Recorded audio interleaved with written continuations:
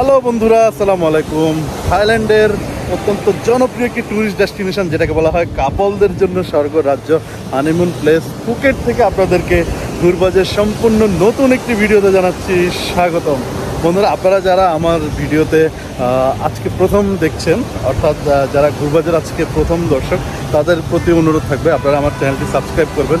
আর যারা আগ থেকে সাবস্ক্রাইব করে রেখেছেন আমার পরিবারের সদস্য, তাদের প্রতি আমার পক্ষ থেকে সালাম।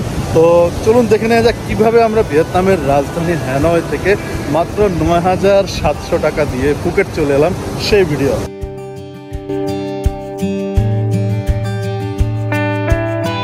ভিয়েতনামের ট্যুর কেমন হলো?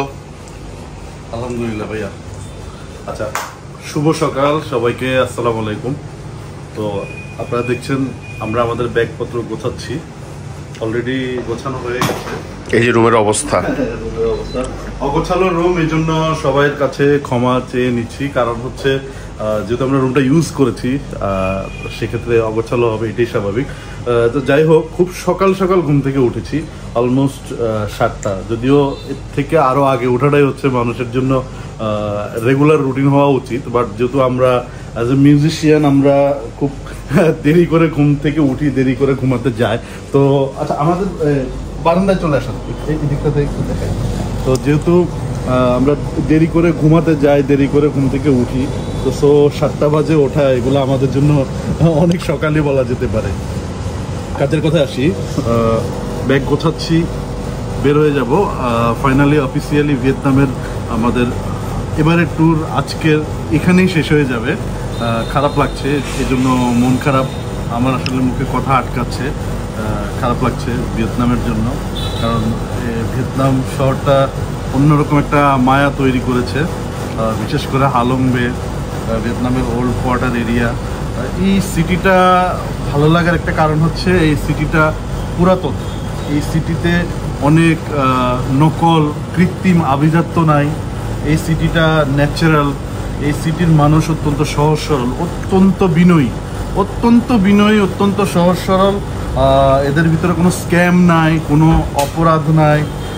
এরা ট্যুরিস্টদেরকে এত সম্মান করে, নট অনলি ট্যুরিস্ট, এরা একে অপরকে অনেক সম্মান করে, যে যার কাজে তারা অনেক সৎ।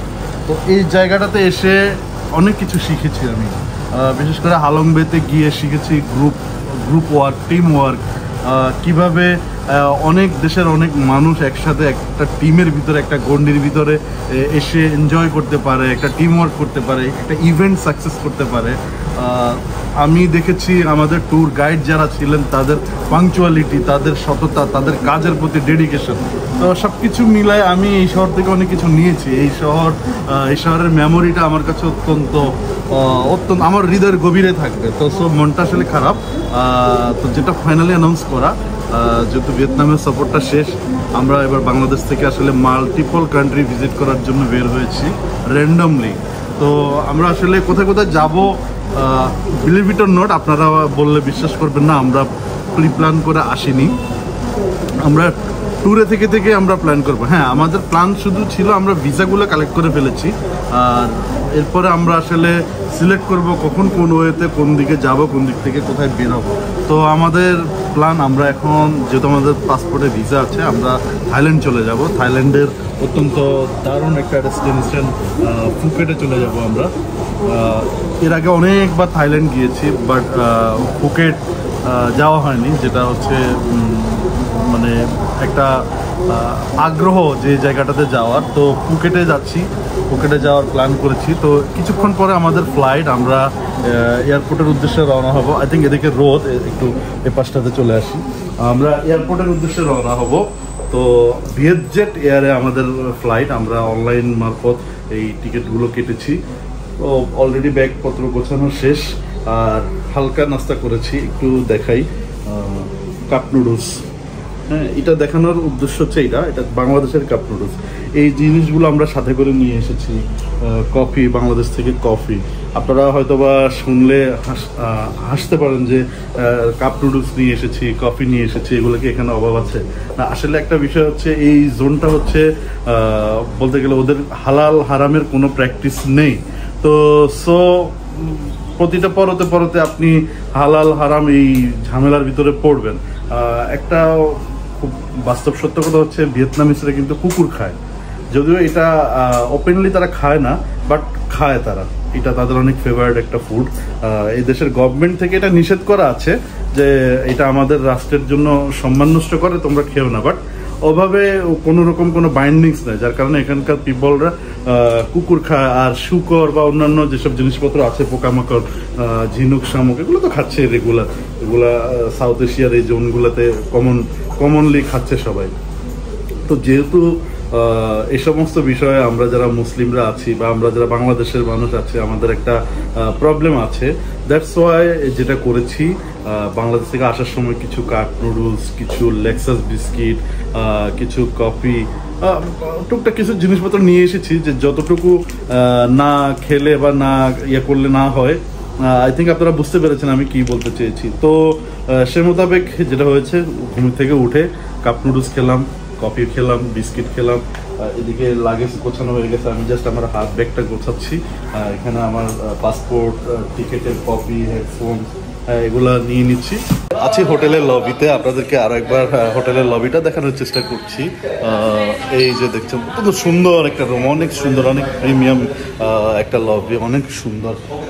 পাড়ের একটা ফ্লেভার পাবেন আপনারা, ভিন্টেজ টাইপের। এখানে একটা খুব সুন্দর একটা ফ্যান আছে। তো শেষবারের মতো রিসিপশনিস্টকে বাই জানিয়ে আমি চেক আউটের সকল কার্যক্রম শেষ করলাম।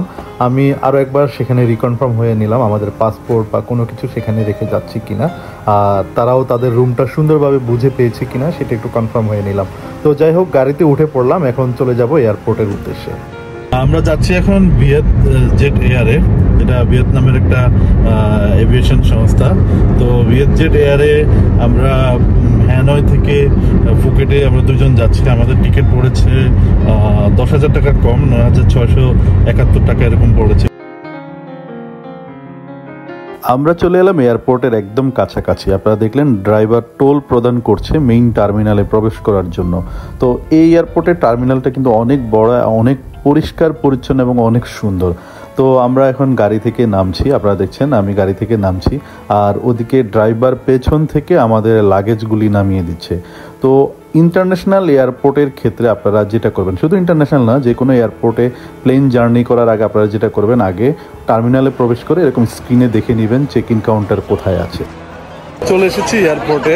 আমরা এই যে আমাদের যে এয়ারলাইন্স অর্থাৎ ভিয়েতজেট এয়ার, আমরা যেটাতে করে এখন ফুকেট যাব, সেই ভিয়েতজেট এয়ারের চেক ইন কাউন্টারের সামনে চলে এসেছি। আমরা চেক ইন করবো, বাট এখানে অনেক ভিড় দেখা যাচ্ছে।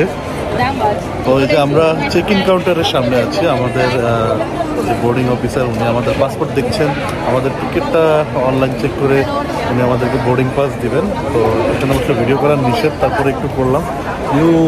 হিউজ রাশ।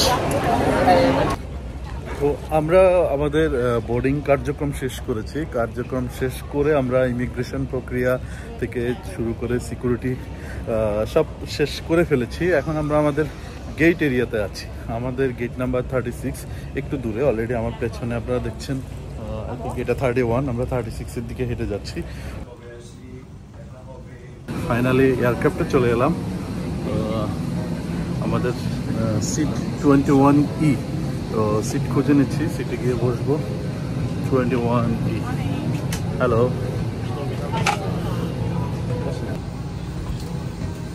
তো এয়ারক্রাফটে উঠলাম, বোর্ডিং হয়ে গেছে অলরেডি, আমরা আমাদের সিটে বসে গেলাম। একটা মজার ইন্টারেস্টিং বিষয় ঘটেছে, যেটা আমরা একটা রিস্কি একটা চ্যালেঞ্জ নিয়েছি, আর সেই চ্যালেঞ্জের মনে হচ্ছে আলহামদুলিল্লাহ আমরা অলরেডি সাকসেস হয়ে গেছি। আমরা যেটা করেছিলাম, আমরা আমাদের টিকিটটা ব্যাগেজ ছাড়া কেটেছিলাম, এটা আপনাদেরকে আমি একটু আগের ভিডিওতে বলেছিলাম। তো অনলি হ্যান্ড ব্যাগেজ ছিল 7 কেজি, বাট অলরেডি আমাদের হাতে 2টা লাগেজ ছিল, যেটা কিনা এক একজনের প্রায় 11 কেজি। ইভেন হাতে আমার ল্যাপটপের ব্যাগ, সেখানেও একটা 3-4 কেজি একটা ওজন। মোবাইল হাতেও একটা এক্সট্রা ব্যাগ ছিল, ফুড ছিল কিছু, ওখানেও 2-3 কেজি ওজন। অর্থাৎ আমরা অনেক ওভারওয়েট ছিলাম। তো যখন বোর্ডিং কাউন্টারে গেলাম, বোর্ডিং অফিসার আমাদের বোর্ডিং করতে চাচ্ছিল না, বাট মানে এক্সট্রা পেমেন্টটা চাচ্ছিল ব্যাগেজের জন্য।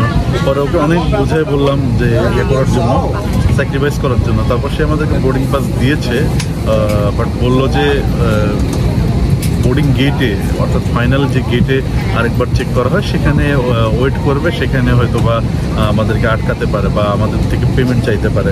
তো একটা রিস্কি জোনের মধ্যে ছিলাম। তো নিপু ভাই একটা মজার বিষয় করেছে, সেটা হচ্ছে যেটা বাঙালি বুদ্ধি, বাংলা বুদ্ধি যেটাকে বলে। তো উনি ওয়াশরুমে গিয়েছে। হ্যালো, এক্সকিউজ মি, সরি একটু ডিস্টার্ব হয়ে গেছে।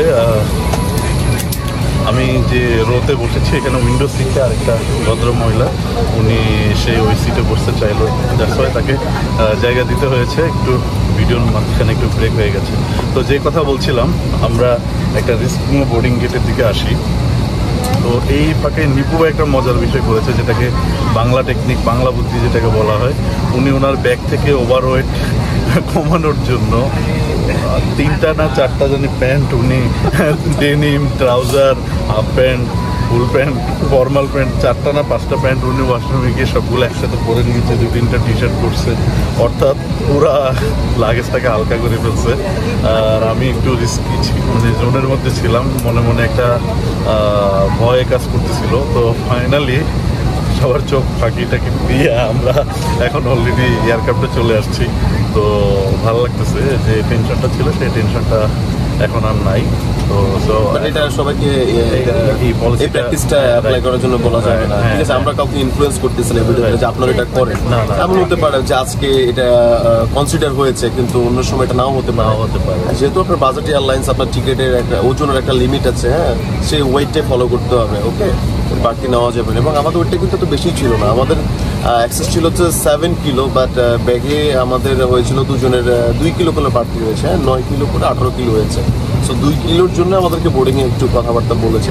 হ্যাঁ, যদি আসলেই 15 কেজি 20 কেজি হতো তাহলে কিন্তু ওই বোর্ডিংয়েই এটা নিয়ে একটা ফয়সালা হয়ে যেত, ঠিক আছে? পেমেন্ট করা লাগতো। তারপরও তারা আমাদের কাছ থেকে $40 চেয়েছিল, ডিমান্ড করেছিল $40। তো এটাই বলবো, আপনারা যখন, আমি এটা গাড়িতে থাকাকালীন অবস্থায় আপনাদেরকে বলেছিলাম, আপনারা যখন টিকিটটা কাটবেন, যে কোনো সময় যে কোনো জায়গা থেকে নিচে কাটেন, অনলাইন থেকে করেন, এজেন্সি থেকে, যেখান থেকে করেন না কেন, আপনি মেক শিওর হবেন আপনার ব্যাগেজ কতটুকু, হাতে কতটুকু, চেক ইনে কতটুকু, রাইট।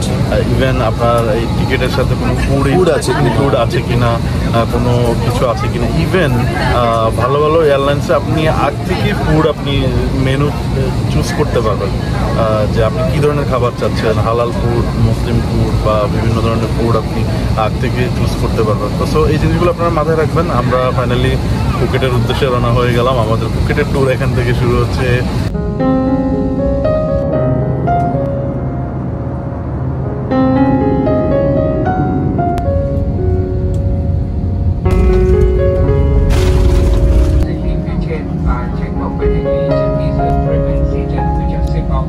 ভিউয়ার্স, আমরা চলে এলাম ফুকেট ইন্টারন্যাশনাল এয়ারপোর্টে। আমাদের প্লেন মাত্রই ল্যান্ড করলো, যদিও আমরা এখনও নামিনি, প্লেনটা এখনও চলছে। তো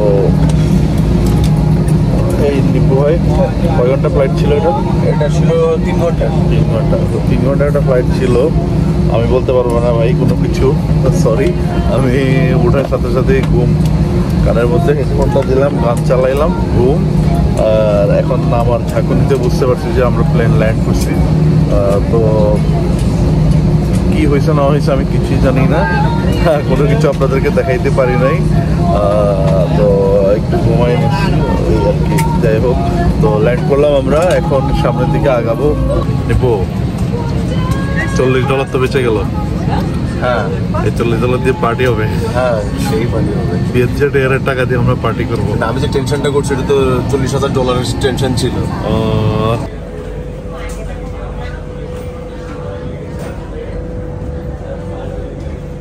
এই যে জায়গাটা আমার পেছনে একটু দেখাই, ওদিকে অবশ্য ক্লোজ হতে পারবো না।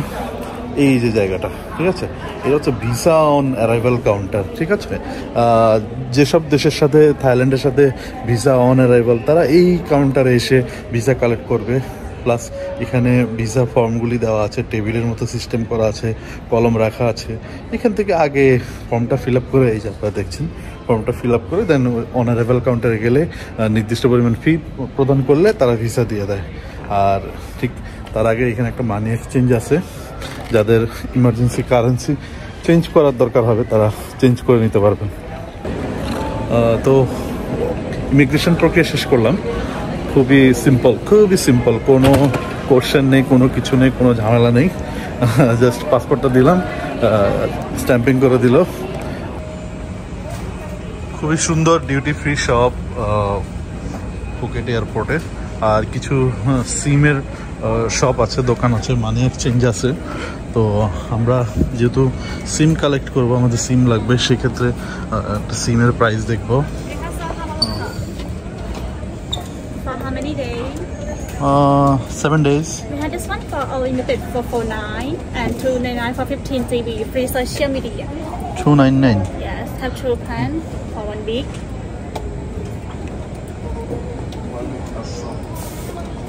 অনেক 500 টাকা, 500 বাদ।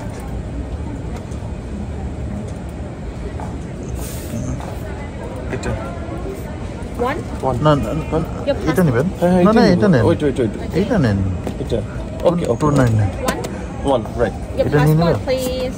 হ্যাঁ এটা নিয়ে একটা নিব না, দুজনে দুটো নিব। একটা হটস্পট শেয়ার হয় না। ও বাদ দেন, লাগবে না। না, You have your phone. Airport থেকে এই যে বের হয়ে গেলাম, এখন একদম খালি জায়গায় বাইরে। তো এখানে একটা ট্যুরিস্ট ইনফরমেশন সেন্টার ছিল, ওখান থেকে ওনার কাছ থেকে আমরা একটা ইনফরমেশন নিয়েছি যে পাতং বিচ এরিয়াতে যাব, আমরা ডিসাইড করেছি। তো পাতং বিচ এরিয়াতে যাওয়ার জন্য ট্যাক্সি ব্যতীত পাবলিক ট্রান্সপোর্ট কি আছে। তো উনি আমাদেরকে পরামর্শ দিল যে আমরা পায়ে হেঁটে ডোমেস্টিক বিল্ডিংয়ের ওদিকে চলে যেতাম, দেন সেখান থেকে 2টা বাস সার্ভিস আছে, yellow and red, yellow and blue. যে তো সেটাতে 100 বাদ করে নিবে, সেই বাসে করে আমরা পাতং বিচ যেতে পারবো।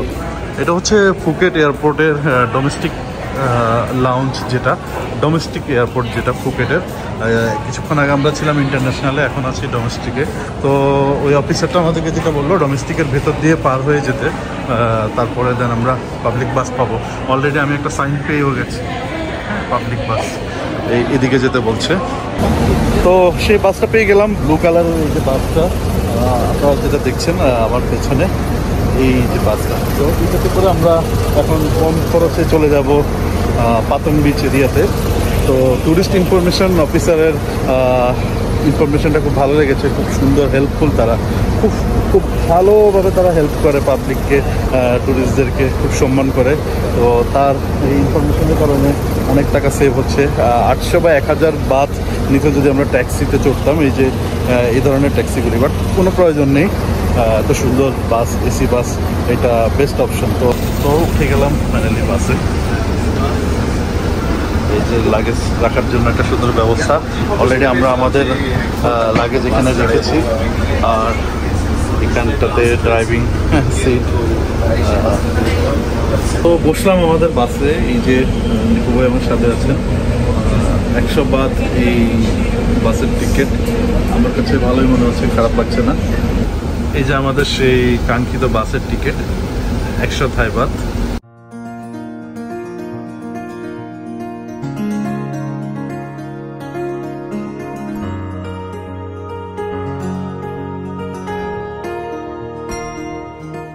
তো বাস থেকে নেমে গেলাম বন্ধুরা পাতং বিচ এরিয়াতে, বাংলা রোডের এরিয়াতে, বাংলা রোডে বাস থেকে নামলাম। তো আমরা একটু এখানে পায়ে হেঁটে 100 মিটারের মতো হবে, আমরা পায়ে হেঁটে যেতে হবে আমাদের হোটেলের দিকে। তো আপনারা দেখছেন সেই বাংলা স্ট্রিটের সেই গেটটা। তো আমরা এখন আছি হোটেলের রিসিপশন ডেস্কে, অলরেডি আমাদের রিসিপশনের ফর্মালিটি শেষ হয়ে গেছে।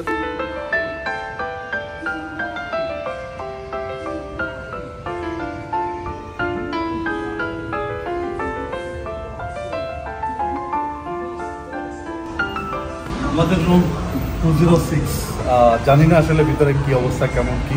শুধুমাত্র বিচের পাশে, এই সুবিধাটুকু চিন্তা করে এই রুমটা নিয়েছি। তো দেখা যাক রুমটার ভিতরে কেমন হয়।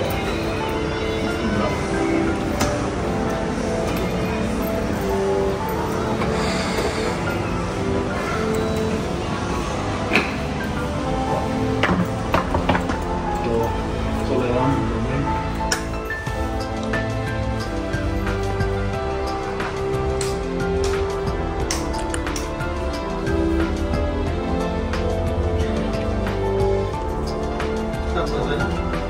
পারফেক্ট।